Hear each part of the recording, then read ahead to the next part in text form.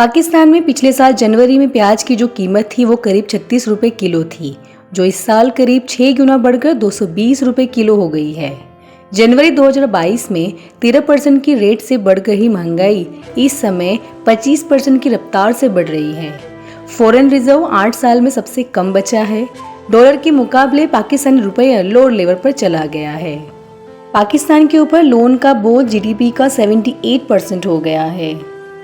इस हद तक पाकिस्तान की हालत खराब हुई है। उसी पर थोड़ा और जानेंगे तो पूरा वीडियो एंड तक जरूर देखिए। चलिए आगे बढ़ते हैं। देखिए, पाकिस्तान की जो अभी हालत है उसके पीछे कुछ रीजंस हैं, पहले वो डिस्कस कर लेते हैं।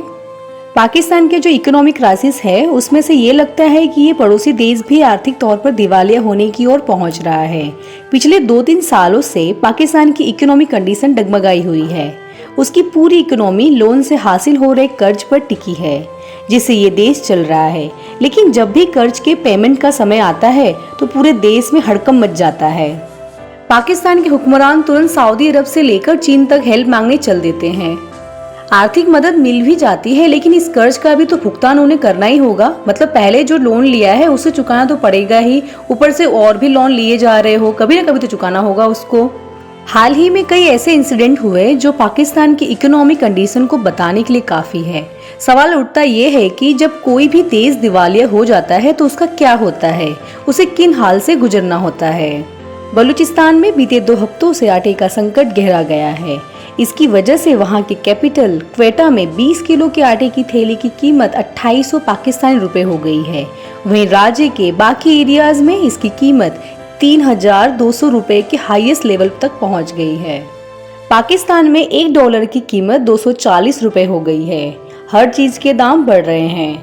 पाकिस्तान ने किसी तरह हाल ही में अपने मोटे कर्ज की $1 बिलियन कर्ज के इंस्टॉलमेंट की पेमेंट तो 2 कमर्शियल बैंकों को कर दी, लेकिन असली परीक्षा आगे है। 3 महीने में उसे $8 बिलियन का एक और इंस्टॉलमेंट पे करना है, जो थोड़ा नहीं बहुत मुश्किल ही दिख रहा है। पाकिस्तान के सेंट्रल बैंक एसबीपी में फॉरेन रिजर्व कम होकर $4.5 अरब हो गया है। ये अमाउंट 4 हफ्ते से भी कम के इम्पोर्ट बिल भरने पर है। पाकिस्तान को इमीडिएटली डॉलर की जरूरत है। पाकिस्तान को दुनिया की बाकी एजेंसियों से $8.7 अरब अगले 3 साल में देने का भरोसा दिया गया है। अभी तक क्लियर नहीं है कि ये अमाउंट लोन के रूप में भी मिलेगा या मदद के रूप में। वैसे किसी भी देश के लिए डिफॉल्टर होना कॉमन बात है। ऐसी कंडीशन सभी देशों के सामने कभी न कभी तो आती ही है, और कई देश दिवालिया हो चुके होते और उन्हें पता भी नहीं होता। ज्यादातर देश कम से कम या 1 या 2 बार दिवालिया हो चुके हैं। ऐसा इसलिए है क्योंकि कर्जदाता उस देश से कारोबार बंद नहीं करता। जिस देश पर कर्ज बढ़ता जाता है वो किसी व्यक्ति की तरह कारोबार बंद नहीं करता, वह कुछ न कुछ पेमेंट कर कारोबार जारी रखता है।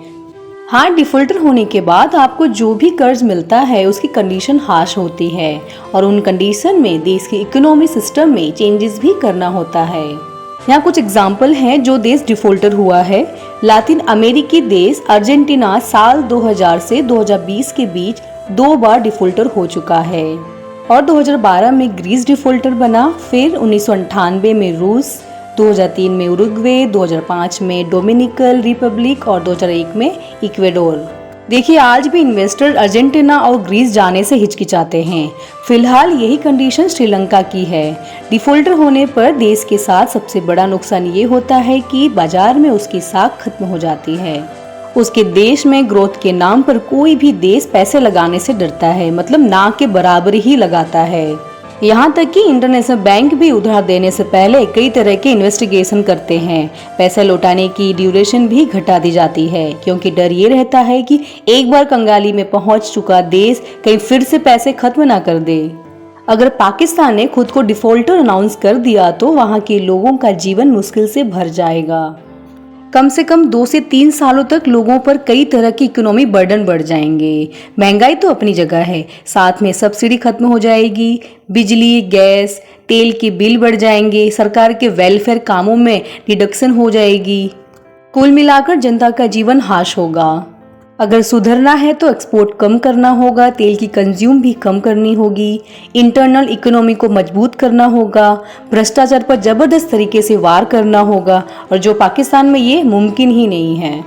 पाकिस्तान की इस कंडीशन के लिए उसके हुक्मरान, उनकी लापरवाह पॉलिसीज और कमजोर सरकारें यहाँ जिम्मेदार हैं। तो इसके लिए सबसे ज्यादा जिम्मेदार पाकिस्तान सेना है, जिसके भारी भरकम खर्चों और बड़े पैमाने पर हथियार खरीदी के साथ भ्रष्टाचार ने इस देश को इस हालत में पहुंचा दिया है।